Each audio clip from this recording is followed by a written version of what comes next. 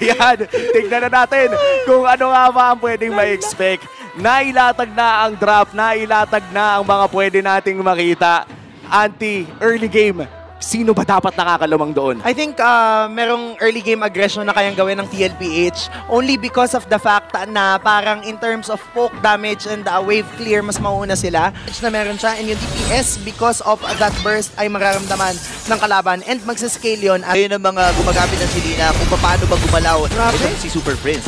Ito, Turtle niluluto na ng TLPH pero si Brusco ngayon ay nasa mukha na ni Card.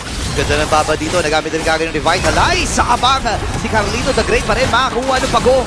Si Bruce Gunman ang magiging target ngayon, binawasiwas na with combo, pero dito mama. May diversion play din na gagawin and si Sanji ay narito na. Inabutan pa nung dispersion play. At ngayon naman si Super Prince kaya umatras, pero si Sanji ay may ipit, wala siyang pantakas. Hindi tumama yung pana, grabe naman. 2 minutes pa lang, patpakan na kagad. Layo mo na si Kirk.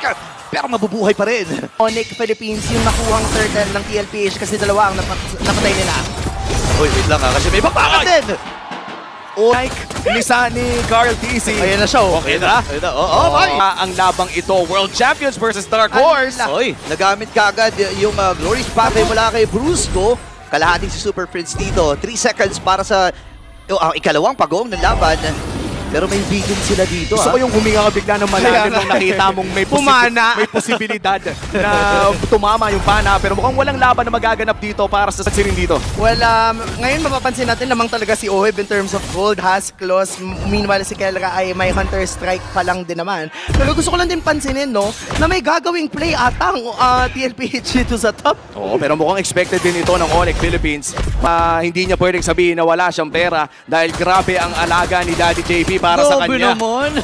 Grabe. Nakakuha, initya niya tapos na smart missiles. Oy, diversion play na gagawin sila dito. Kirk! Ay, nakaganib!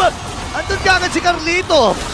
Na nang gagaling din sa kanila ay kailangan na talagang respetuhin ng Onyx Philippines pero mukhang gagawa din sila ng play. Hindi tatama ang pana ni Super Prince kaya naman magbibigay na lamang ng espasyo ang Onyx Philippines. Oheb nagtatago sa zero bush pero nandiyan na rin si JP para bigyan ang kabayo. Okay, tumama yung pana doon. Ang Summer Force, gamit na nga rin ni JP. Nakatapak din. And si King Kong, igugo nga ba niya to? Hindi tumama yung pana. At mukhang sakto din ito para sa Turtle Take. Si Carl TZ ang nakita ni Brusco pero pinalayas lamang niya sa Turtle Pit na iyon. Pero nagamit yung Glorious Pathway. Medyo matagal yung cooldown ng ultimate na yun. 2 level gap din, ay 1 level gap na lang ngayon si Carl TZ against King Kong. So definitely in terms of threat free battle, mas malakas na nga yung sa Suyu because of the Soul Sever. Mas malakas pa dahil mas mataas yung level niya.